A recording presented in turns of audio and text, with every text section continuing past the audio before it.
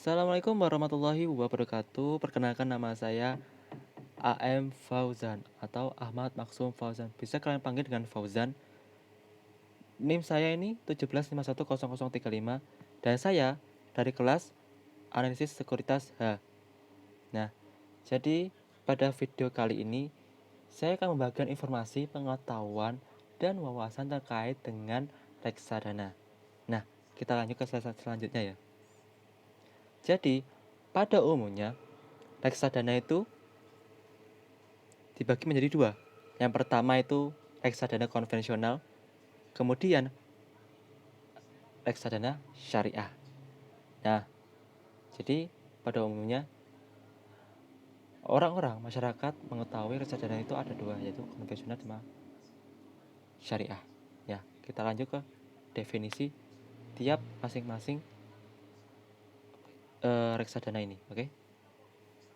Jadi, pengertian reksadana konvensional ini adalah pengertian mengacu pada pasal 1 angka 27 UU No 8 tahun 1995 tentang pasar modal, yaitu wadah yang dipergunakan untuk menghimpun dana dari masyarakat pemodal untuk selanjutnya diinvestasikan dalam portofolio efek oleh manajer investasi.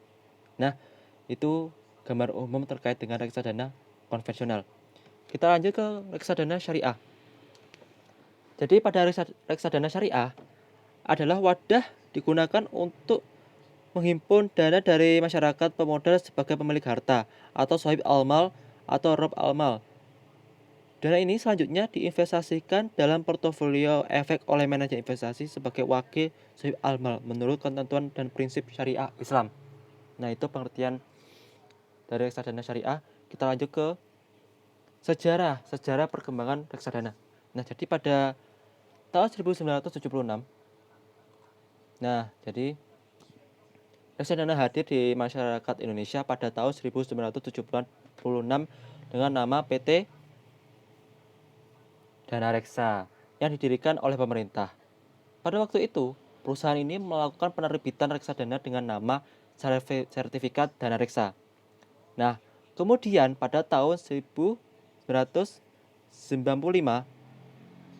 pemerintah mengeluarkan peraturan tentang pasar modal yang menjangkau peraturan mengenai reksadana dalam Undang-Undang No 8 Nomor 8 tahun 1955 tentang pasar modal. Dengan adanya peraturan itu, reksadana lahir di Indonesia dengan penerbitan reksadana yang ditutupi oleh PT BDNI Reksadana. Nah, saat ini reksadana di Indonesia telah menjadi produk yang membawa dana masyarakat dengan jumlah ratusan triliun rupiah. Nah, menurut data dari Otoritas Jasa Keuangan atau OJK, reksadana di Indonesia selalu mengalami perkembangan yang signifikan.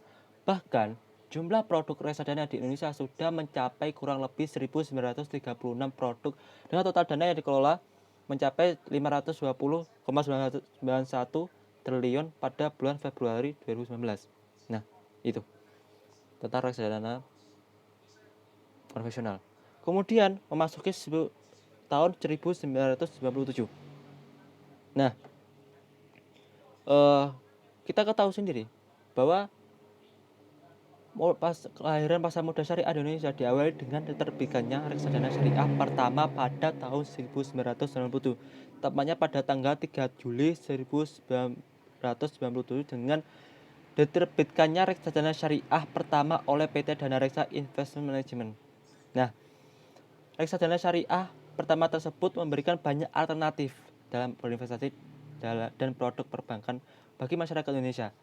Nah, selanjutnya Bursa Efek Indonesia bekerjasama dengan PT Dana Reksa Investment Management meluncurkan Jakarta Islamic Index pada tanggal 3 Juli tahun 2000. Nah, itu awal mula reksadana syariah ada di Indonesia. Itu. Kita lanjut ke slide selanjutnya, yakni keuntungan yang akan didapatkan bagi investor yang berinvestasi di reksadana. Nah, apa sih keuntungannya itu? Nah, ada beberapa keuntungan yang didapatkan oleh para pemilik modal atau investor. Jadi, yang pertama itu keuntungan tinggi. Reksadana itu bisa memberikan keuntungan 20% per tahun secara rata-rata. Ini dihasilkan salah satunya oleh reksadana saham. Jadi tingginya keuntungan ini memberikan kesempatan kepada investor untuk menggunakan reksadana saham sebagai instrumen mempersiapkan dana pendidikan dan dana pensiun yang rentang waktunya itu jangka panjang. Nah, yaitu keuntungan yang kedua ini diversifikasi resiko.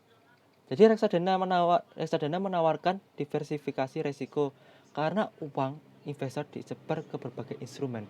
Sehingga jika terjadi resiko, tidak semuanya anjlok atau turun nilainya secara bersamaan. Jadi itu, diversifikasi resiko itu menyelamatkan dari resiko-resiko yang akan terjadi di investasi reksadana. Itu. Yang ketiga, yakni adalah jumlah investasinya kecil. Nah, para penjual reksadana terus melakukan inovasi-inovasi agar instrumen ini bisa terjangkau ke semua lapisan masyarakat. Salah satunya itu investasi reksadana sudah bisa mulai dari 10.000. Jadi, kita memulai investasi reksadana itu tidak perlu mempunyai modal yang sangat besar. Kita cuma memerlukan mengeluarkan dana sebesar 10.000 aja, kita sudah masuk ke investasi reksadana. Itu. Kemudian yang keuntungan keempat yakni dikelola oleh manajer investasi profesional. Jadi kita ketahui sendiri keterbatasan pengetahuan dan ketiadaan waktu untuk melakukan analisis investasi yang menjadi kendala pada calon investor. Nah, oleh karena itu diatasi oleh reksadana dengan menyerahkan prosesnya kepada manajer investasi. Nah, dengan orang berprofesional yang memang sudah berpengalaman dalam hal investasi, jadi investasi kalian dalam reksadana itu aman, diserahkan kepada manajemen investasi yang sudah profesional. Itu keuntungan yang akan didapatkan pada kita melakukan investasi di reksadana. Nah, yang terakhir yakni beli jual online. Nah, tren platform reksadana adalah online. Transaksi cukup dilakukan via website. Jadi selain mempermudah, platform online membuat biaya transaksi menjadi lebih murah dan monitoring lebih mudah. Nah, beberapa platform online yang saya lihat akan menggantikan biaya investasi reksadana. Itu. Nah, itu adalah semua keuntungan dari reksadana. Nah, apa sih dampak atau resiko yang akan didapat oleh para investor ketika menginvestasikan modalnya ke reksadana? Nah, ini ada beberapa kerugian yang akan didapatkan oleh investor atau resiko-resiko. Maksudnya gitu. Yang pertama adalah kerugian investasi. Investasi pasti punya resiko kerugian dong. Reksadana pun seperti itu. Tidak ada reksadana yang resikonya itu nol. Resikonya itu bisa rendah, bisa sedang, atau tinggi, tergantung jenis instrumen yang dipilih. Nah, itu. Kemudian yang kedua yaitu resiko biaya investasi. Jadi, dalam transaksi beli jual, investor harus membayar biaya terkait investasi reksadana. Biaya ini berimbas pada return yang diterima investor karena hasil investasi reksadana akan dikurangi untuk membayar biaya. Nah, biaya-biaya ini tidak hanya mencakup fee untuk manajer investasi, tetapi juga biaya untuk penyimpanan atau kustodian, operasional, dan marketing reksadana. Nah, tentu saja jika menggunakan platform online, tingkat biaya bisa dikurangi secara cukup signifikan. Jadi, dianjurkan atau diharuskan para investor jika melakukan jual beli transaksi itu hanya melakukan platform online aja, karena biayanya bisa dikurangi secara cukup signifikan. Seperti itu. Yang ketiga, yaitu butuh waktu pencairan atau likuiditas. Berbeda dengan tabungan yang bisa diambil setiap saat. Jika nasabah membutuhkannya, deposito juga begitu. Hari ini Anda cairkan, maka di hari yang sama uang masuk. Jadi, pada pencairan reksadana membutuhkan waktu 3-4 hari kerja sejak perintah diberikan sampai dana masuk rekening investor. Karena ini adalah investasi, maka likuiditasnya itu tidak sebaik tabungan. Hal mana yang wajar karena investasi memberikan return lebih besar. Meskipun kemungkinannya kecil, tetapi tetap ada kemungkinan bahwa investasi tidak bisa dicairkan jika manajer investasi gagal menyediakan dana guna melakukan pembelian kembali unit reksadana. Yakni penutupan reksadana. Ada kemungkinan reksadana ditutup oleh otoritas jika jumlah dana yang dikelola itu anjlok di bawah nilai minimum. Itu. Yang kelima itu one prestasi manajer investasi. Jadi dimungkinkan manajer investasi yang merupakan pengelola tidak melaksanakan kewajiban karena posisi manajer investasi sangat kritikal. Jika ini terjadi, kemungkinan reksadana tidak bisa berjalan sebagaimana mestinya. Nah, itu resiko dari reksadana. Nah, kita masuk ke jenis-jenis reksadana. Jadi kita memasuki jenis-jenis reksadana konvensional. Nah, jenis-jenis reksadana konvensional itu ada reksadana pasar uang atau money market fund. Reksadana pasar uang adalah jenis reksadana yang melakukan investasi pada jenis instrumen investasi pasar uang dengan masa jatuh tempo kurang dari 1 tahun. Nah, yang kedua, yakni reksadana pendapatan tetap atau fixed income fund. Reksadana pendapatan tetap adalah jenis reksadana yang menginvestasikan sekurang-kurangnya 80% dari aktivanya dalam bentuk efek utang atau obligasi. Oh, yang ketiga, yakni reksadana campuran atau balance mutual fund. Jadi reksadana campuran ini adalah jenis reksadana mengalokasikan dana investasinya dalam portofolio yang bervariasi. Instrumen investasinya dapat dibentuk saham dan dikombinasikan dengan obligasi. Nah itu. Kemudian yang nomor 4 itu reksadana saham atau equity fund. Jadi reksadana saham adalah jenis reksadana yang menginvestasikan sekurang-kurangnya 80% dari aktivanya dalam bentuk efek bersifat ekuitas. Nah itu.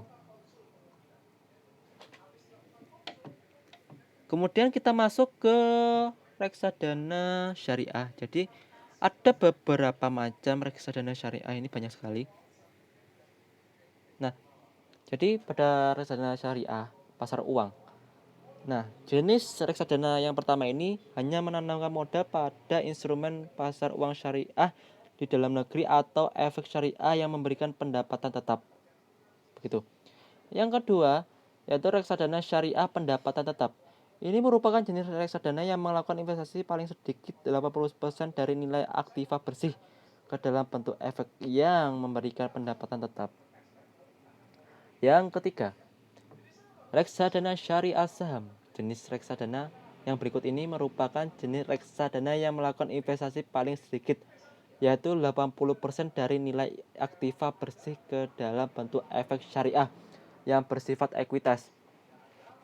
Yang keempat, reksadana syariah campuran. Jadi pengertian dari reksadana syariah campuran ini adalah jenis reksadana yang melakukan investasi pada efek syariah yang bersifat ekuitas, efek syariah berpendapatan tetap, dan atau instrumen pasar uang dalam negeri. Seperti itu. Yang kelima adalah reksadana syariah terproteksi. Jadi alokasi investasi yang dilakukan oleh manajer investasi dalam reksadana jenis ini adalah sebanyak 70% dari nilai aktiva bersih dalam bentuk efek syariah berpendapatan tetap. Itu. Yang keenam adalah reksadana syariah indeks. Jadi pengalokasian nilai aktiva bersih dalam jenis reksadana syariah indeks adalah minimal 80%. Diinvestasikan dalam efek syariah yang menjadi bagian dari indeks syariah. Begitu.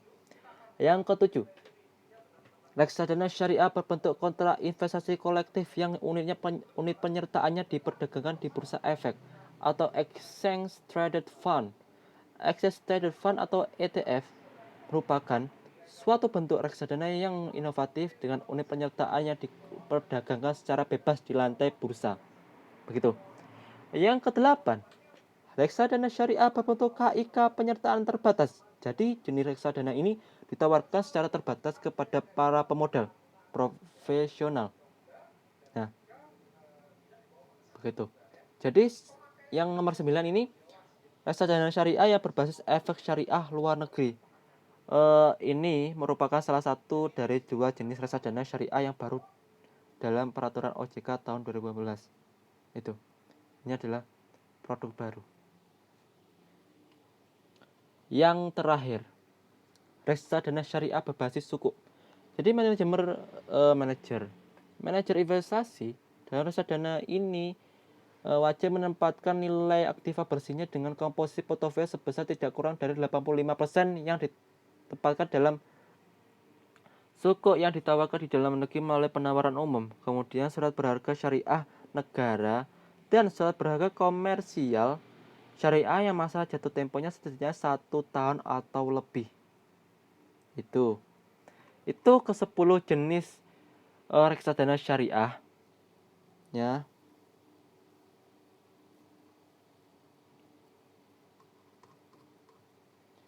Ya, kemudian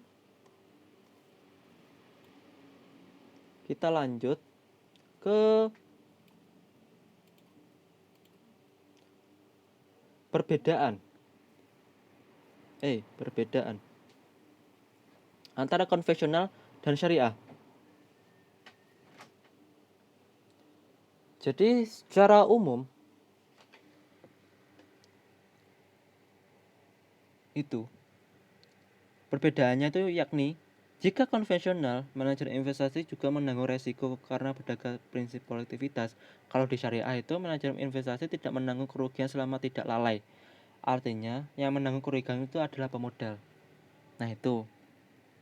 Kemudian yang kalau di konvensional ini pembagian keuntungan antara pemodal dan manajer investasi berdasarkan perkembangan suku bunga. Sedangkan di syariah, pembagian keuntungan antara pemodal dan manajer investasi berdasarkan proporsi yang telah ditentukan. Yang ketiga, kalau di konvensional, jenis saham perusahaan tidak harus sesuai prinsip syariah. Jadi, perusahaan itu umum, terserah perusahaan itu apa aja, meskipun tidak sesuai dengan prinsip syariah. Kalau di syariah sendiri, saham perusahaan itu harus sesuai dengan prinsip syariah, tidak boleh keluar dari norma atau aturan-aturan agama. Nah, kemudian tidak terdapat proses clean sheet kalau di konvensional. Kalau di syariah terdapat proses clean sheet. Itu. Yang terakhir, kalau di konvensional itu dikelola berdasarkan prinsip kontrak investasi kolektif dan hanya diawasi oleh OJK.